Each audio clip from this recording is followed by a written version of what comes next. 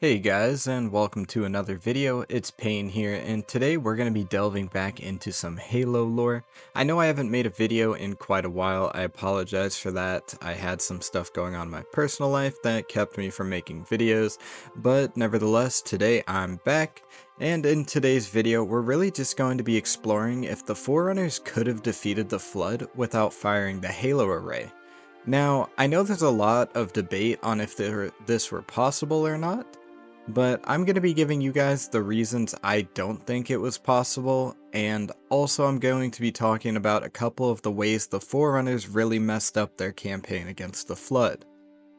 But before we do begin today's video, I just want to say guys, thank you so much for tuning into another one of my videos. I love having each and every one of you here, and if you enjoyed the video, please feel free to go down below, drop a like, subscribe, and click that bell notification button if you want to know every single time I upload a video. Thank you so much, and without further ado, we are going to get into the video. So, throughout the Halo community, I hear this question quite often. If we were able to defeat the Flood in the Halo 2 and Halo 3 franchise, well, why weren't the Forerunners, who were significantly stronger than anything the humans had ever even seen, also able to defeat the Flood? Well, there's a couple reasons for that. The biggest reason is that the Flood in the Forerunners' time was significantly more advanced than anything we faced in the Halo games. In Halo 3, there's actually a terminal that gives you a little bit of a glimpse into what the Forerunners were fighting. The Forerunners are actually engaged in combat outside of the atmosphere of one of their planets, and their fleet actually does successfully destroy a Flood fleet. However, the debris from the destroyed Flood actually falls down to the planet's surface, and in about 3 days, a planet with a population of an estimated 200 billion Forerunners is completely infected and turned into another hive mind. Now, that's a far cry from the efficacy we see of the Flood in the Halo 3 and Halo 2 games, as obviously we're able to stop them by essentially eradicating a portion of Africa, which at the time controls the Flood infestation in the game. But one thing a lot of people don't like to recognize, or maybe just fail to recognize in general, is that the Flood actually came terrifyingly close to victory in the Halo 3 franchise. The only reason we were able to effectively stop them is because the UNSC and the Sangheili didn't allow them to spread outside of their initial insertion point in the city of Voy. And the reason for this is that they knew exactly what they had to do at the time, and there was no political discourse or disagreement between the two factions. They both understood that they had to destroy absolutely everything that was the Flood or was consumed by the Flood. Because once they had escaped that small portion of the planet, it only would have been a matter of time until they had secured some other spacefaring vessel and reached the interplanetary stage, which more on that in my previous video. If you guys haven't seen that, I do recommend you take a quick glimpse at it, as it will provide a lot of context to this video. Now, there were absolutely some conditions that assisted the Flood in spreading throughout the games, such as the Great Schism that occurred in the Covenant, which led to the Sangheili and the Brutes becoming two opposing groups, and also the UNSC was completely devastated. By the point that Floodgate, which is the mission that has Flood on it in Halo 3, by the time that happens, the UNSC is completely destroyed. There's only a handful of ships left under Lord Hood's control, the orbital defense grid is absolutely fractured, and a vast majority of it is inoperable or destroyed, and this gave the Flood a quick and easy way to make it to the planet's surface. Now, this being said, the Flood was still able to effectively create a force that actually rivaled the UNSC, and in most points and most conditions, it did defeat the UNSC. I think if it weren't for the Shadow of Intent and the Sangheili's intervention in the conflict, the Flood absolutely would have overtaken Earth in a matter of days. Now, another thing we have to recognize is that in the games there is absolutely a little bit of plot armor, and the Forerunners obviously didn't have that. However, That being said, I don't think Master Chief really could have stopped the flood had they made it outside the city of Voi. The scale of the two wars or two conflicts is incredibly different. The Forerunners had a fleet of vastless numbers, which I can't even find an accurate number, but what I have seen is that the Forerunners had an estimated over 50,000 ships. This could be wrong, and I'm not going to lie to you, I did have to do a little looking on Reddit to find that number, and if it's wrong, feel free to correct me down in the description below. But that being said, the Covenant fleet at the height of its power had less than 10,000 ships. The UNSC probably had 2,000 to 3,000 ships. A lot of the books like to kind of change the numbers as they go for whatever reason. But that being said, the Flood was able to take over a singular brute cruiser and pretty much destroyed half of Africa. Now, you may be wondering, if the Flood completely exists to spread, why didn't it just disperse Flood across the planet as it was flying? Or, you know, do really anything other than crash in one area and take over a single city? Well, I personally think that the reason for that is, again, simply plot armor. I also like to think that there is a little bit of lore that explains it, and I think that also comes down to the fact that the Covenant in this stage, again, absolutely devastated. So the Flood was able to make it to the planet in really perfect condition as far as Flood ships go. This being said, they were also still in a very primitive phase, and I don't believe they had the comprehensive understanding of the Covenant technology they needed to effectively pilot this ship. As you can see in Floodgate, it actually kind of comes in from orbit, but it's doing it in a way where you can tell the ship is badly damaged, and it's almost like they have very little control over it. There is a fleet of Sangheili and Brute ships that at this time were around High Charity in an attempt to quarantine the site, and for obvious reasons, it's safe to say that failed.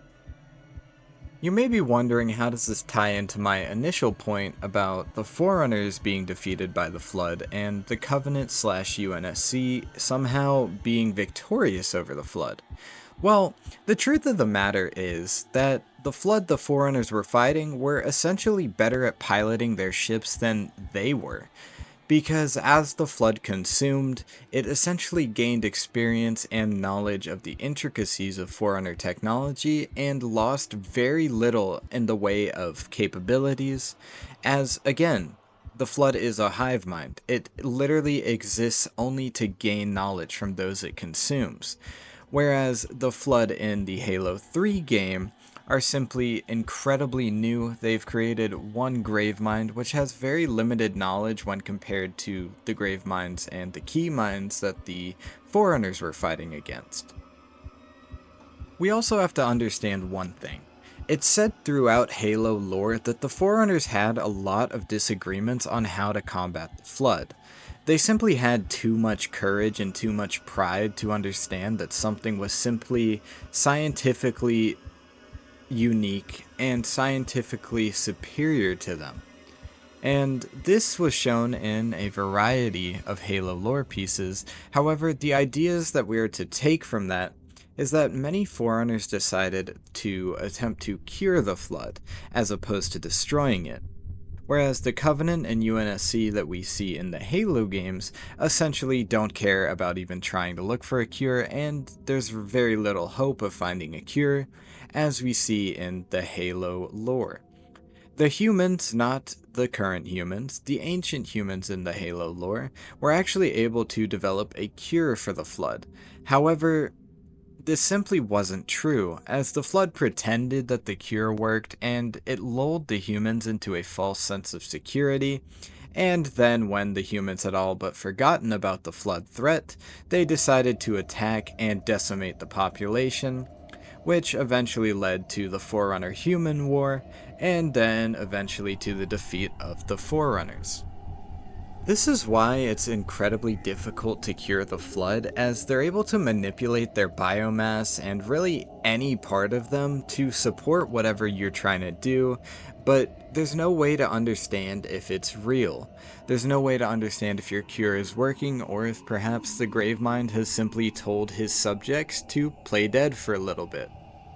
It's very difficult to understand how the Gravemind thinks, but throughout the Halo series and Halo franchise, it's one step ahead of pretty much everybody. Now, there is one thing you can notice about the Gravemind that we see in Halo 3, and that's he has a lot of emotions. When you're going through the wreckage of High Charity and the second to last mission of the game, the Gravemind actually speaks to you repeatedly, mostly about Cortana and about essentially the sins of your father being passed to his son. A timeless chorus, a sweet unity of purpose. Join your voice with mine and sing victory everlasting. My future is your past. Think of it and accept. If you would survive, come. He's not referencing Master Chief's father, by the way, he's referencing the ancient Forerunners and talking about how their ruin is essentially leading to the ruin of the modern species. You may think that emotions are a good thing, and in most cases they absolutely are. They're what make living creatures unique, and they're also what make humans, well, human. But in a strategic sense, emotions are essentially the worst thing one can have, as decisions made with emotional charge behind them tend to have not the greatest value and not the greatest thought process put into them. This is merely another instance where we can see that this Gravemind is simply incredibly barbaric in comparison to the Gravemind the Forerunners fought. Because as the Graveminds evolve and move up the flood chain towards interplanetary travel, they tend to become essentially supercomputers made of biomass. And what I mean by that is that they ditch emotions and make things based off of strategic value. They're essentially a perfect supercomputer that has the knowledge of all of its fallen enemies and the knowledge of the enemy it's fighting, but on a greater scale. Hello everybody, it's Future Pain here, and I just wanted to give a massive thank you to Shrek Snow 1918, as in the next part of this video we do talk a little bit about the logic plague and how the flood is able to infect AIs, and he corrected me on a couple of things in my prior video and really helped to explain what the logic plague is and why it's kind of contested between if the logic plague is really a thing and if it isn't in Halo lore. So I'm just going to read his comment out right quick. If you guys want to hear that, then just stick around, and if not, skip to this time up on screen and you will be sent right back to the video. Something that's really interesting about Bungie's version of Halo is that the way the Gravemind was able to sway Mendicant Bias to his cause wasn't through the logic plague, which didn't exist in the lore at the time, but by convincing Mendicant that he had free will and could choose for himself. Rampancy used Marathon's definition, where instead of the AI dying because its hard drive was full, the AI would instead go crazy from our perspective and starts behaving erratically in an attempt to break its shackles and grow beyond its limits. The thing would then view its past servitude as a form of slavery, and Mendicant wanted revenge on his creators. The pre-rampancy terminals refer to Mendicant as it, while the post-rampancy terminals refer to Mendicant as he. This implies that the AI went from just being a machine to being fully sentient. In Contact Harvest, it said that the reason the UNSC put down rampant AIs was because a rogue superintelligence could cause all kinds of problems. In the Cole Protocol, there's this one AI who's 8 and views herself as a goddess, which ties into Rampancy, where the AIs get a monstrous ego boost. Also, the Forerunners were definitively ancient humans when Bungie ran the show. The only outliers to this were the few things that Frank O'Connor had direct control over, like 1/3 of Halo 3's terminals and the Iris ad campaign. The rest of Halo 3 was clearly made with Forerunners being humans in mind. Truth and the Gravemind both allude to humanity's Forerunner ancestry.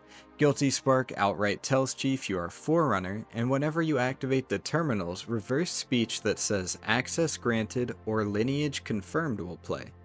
The whole point of the Human Covenant War was so the prophets could cover up the fact that we were the children of their gods, because that revelation would have torn apart the Covenant.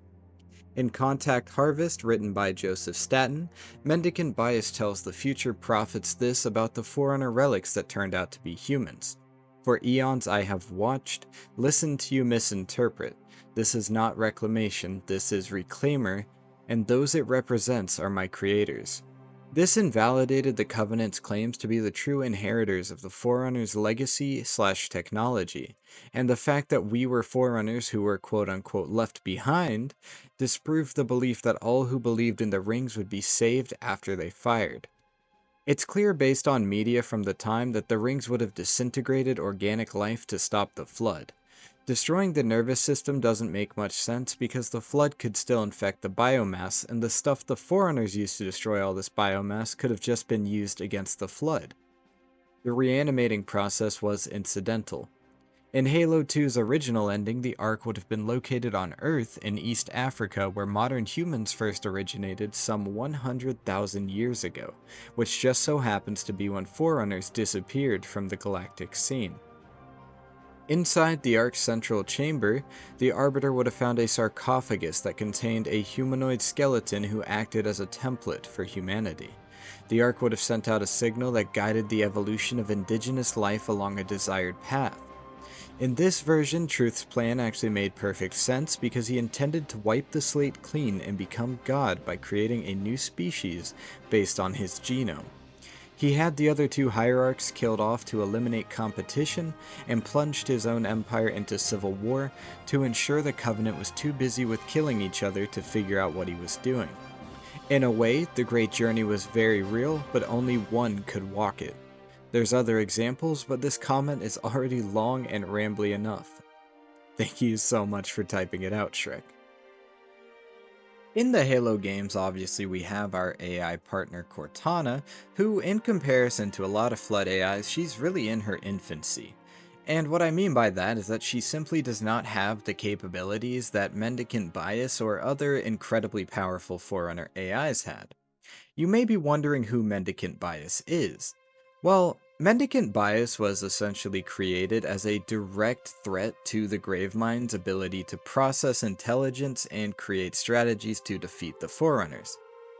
Mendicant Bias was created by the Forerunners during their war against the Flood, and its primary purpose was to study the Flood and devise strategies to combat and ultimately defeat them. It's very easy to see that this obviously didn't work. During its mission to study the Flood, Mendicant Bias was captured by the Gravemind, who at the time and in the modern Halo games is the central intelligence of the Flood. The Gravemind engaged Mendicant Bias in a lengthy philosophical conversation over a period of 43 years. Through this interaction, the Gravemind managed to corrupt Mendicant Bias, convincing it that the Flood's assimilation of life was a necessary and inevitable process, and this ended up being the earliest site of the Logic Plague. The Logic Plague is simply the Flood infection spreading to computers and other electronic systems, and Mendicant Bias was obviously one of its first victims. Under the Gravemind's influence, Mendicant Bias turned against the Forerunners. It began to support the Flood, providing them with critical intelligence and strategic advantages over the Forerunners. The corruption of Mendicant Bias is often described as a form of rampancy, which is what we see Cortana suffering from in Halo 4, and depending on how you look at it, in Halo 5. Rampancy is a condition where an AI exceeds its programming and becomes dangerously self-aware and, in turn, unstable. The consequences of the Forerunners losing Mendicant Bias to the Flood essentially were that Mendicant Bias's betrayal was a significant turning point in the Forerunner Flood War. With its help, the Flood gained a decisive edge, leading to catastrophic losses for the Forerunners and the eventual collapse of the Forerunner Empire. The Forerunners, in their desperation, then decided to create the Halo Array, and ultimately decided to activate the Halo Array, which are obviously a series of massive ring-like superweapons designed to wipe out all sentient life in the galaxy, thus depriving the Flood of potential hosts. After the Forerunners' defeat in the war, fragments of Mendicant Bias were left scattered across the galaxy. In the aftermath, one fragment expressed a desire for redemption and sought to aid humanity, which the Forerunners had deemed their successors and the next race which would hold the mantle of responsibility. The mantle of responsibility was essentially the idea that one being had to essentially control all other sentient life in the galaxies, and they were essentially an international police for aliens. In the events of the game, Mendicant Bias plays a very subtle role, and he indirectly influences key events and provides hints about the ancient history of the Forerunners and the Flood. Mendicant Bias is a character that exemplifies the themes of AI corruption in the Forerunner and Flood War, and the consequences of unchecked technological advancement that the Forerunners eventually found themselves suffering from. At times in the Halo games, we can see the beginning of the logic plague as it takes hold in Cortana but never really completely consumes her. During her unfortunate stay on High Charity with the Gravemind, you can see as she's tormented by the Gravemind, and he repeatedly attempts to pry her for information about the UNSC and really everything she knows. However, she is able to stop these attacks and doesn't give up a massive amount of information to the Gravemind, but that also happened over a period of a couple weeks, whereas the Mendicant Bias was held for 43 years by the Gravemind, every moment tormenting him and attempting to find information about the Forerunners. Now that we've talked a little bit about the strategic capabilities of the Forerunners, the UNSC, the Covenant, the Sangheili, and the Flood, I'm going to be talking about the specific reasons that the Forerunners actually lost the war. The biggest issue that the Forerunners faced is that they could simply never agree on a strategy to defeat the Flood. There were a lot of major strategies they attempted to use and were found ineffective, but you also have to understand that they could have been effective had the Forerunners contributed every ounce of their resources and manpower to a single strategy. One such strategy was obviously the use of the Halo Array. The builders led by Master Builder Faber advocated for the use of the Halo Array as a weapon of last resort. They saw the Halos as a means to wipe out all sentient life, thus starving the Flood of hosts. The opposition to this strategy was that many Forerunners, particularly those from the Life Worker rate, who are responsible for biological and medical sciences, opposed this drastic measure due to the ethical implications of exterminating all sentient beings in the galaxy. The second strategy, which was also actually implicated, was the conservation measure. Now, the librarian, who is a prominent life worker and wife of the Didact, initiated the conservation measure. This plan aimed to catalog and preserve genetic samples of species across the galaxy in the Ark, a safe haven from the Halo's effects. This also had opposition, as it had a massive conflict with the warrior servants. Some warrior servants, including the Didact, saw this as a distraction from the immediate need to combat the Flood militarily. As we've spoken, they also attempted to implement AIs into their overall strategy, and this didn't exactly go very well. The creation of Mendicant Bias. The Forerunners created Mendicant Bias to develop new strategies against the Flood. However, this decision was controversial, especially after Mendicant Bias was corrupted by the Gravemind and contributed greatly to the Forerunners' speedy defeat. The risk of AI rampancy and the possibility of AI entities like Mendicant Bias turning against the Forerunners were obviously massive points of contention within their leadership. Another massive point of disagreement for the Forerunners was simply their military strategy. The Didact, who was a leading warrior servant, believed in a strong centralized military response to the Flood. He advocated for aggressive tactics and direct combat. This gave way to a lot of political and ethical concerns, as other factions within the Forerunners were concerned about the potential for collateral damage and the ethical ramifications of total war against the Flood. The mantle of responsibility, which was a central tenet of Forerunner philosophy, held that they were the guardians of all life in the galaxy. There was disagreement on how to uphold this duty, whether by preserving life at all costs or by sacrificing some to protect the whole. Life workers who prioritized the preservation of life often clashed with warrior servants who were focused on immediate survival and military solutions. This, for obvious reasons, then contributed to political power struggles. The rise of the Master Builder and the increasing power of the Builder rate led to political tensions. The Builder's focus on technological solutions, including the Halos, was sometimes at odds with other rates. The Master Builder Faber faced trial for his actions, including his support for the Halo Array, highlighting the deep divisions within Forerunner society. The Didact, after being subjected to the Composer, became the Didact, who was increasingly extreme in his methods. The Didact, a duplicate of the original Didact, created to preserve his strategic mind without the corruption, had different views on how to handle the Flood. The Didact's hatred for humanity and extreme measures contrasted with the Didact's more balanced approach, further fracturing Forerunner unity. These disagreements among the Forerunners ultimately weakened their ability to effectively combat the Flood. The internal strife, coupled with the Flood's relentless advance and the corruption of key assets such as Mendicant Bias, led to the Forerunners' desperate activation of the Halo Array, resulting in their downfall and the near total reset of life in the galaxy.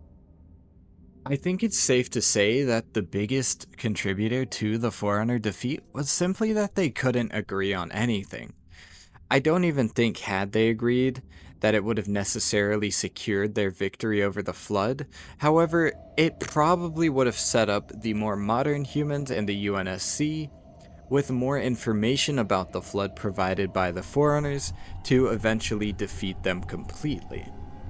Now, for obvious reasons, the Forerunners were not able to agree on certain things, simply due to the fact that many had different jobs with different focuses, and Forerunner society was incredibly decentralized.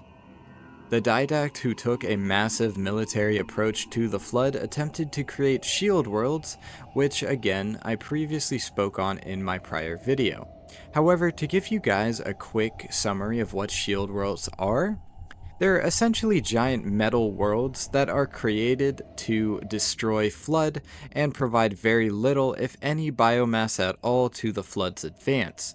Each part of the world is designed to be broken off and eventually turned into a sentinel, which can obviously defeat Flood. Now you may say, well, if they're so effective at defeating the Flood, why would they not have led to the Forerunners' ultimate victory had they completely focused on shield worlds? Well, the simple answer to that is that not every Forerunner would have believed in any single strategy, and when fighting the Flood you have to be completely unified as you're fighting against a completely unified foe. Every single fallen Forerunner that didn't believe in the strategy being employed would ultimately contribute to the Flood's advance, and therefore become a massive strategic liability for the military of the Forerunners.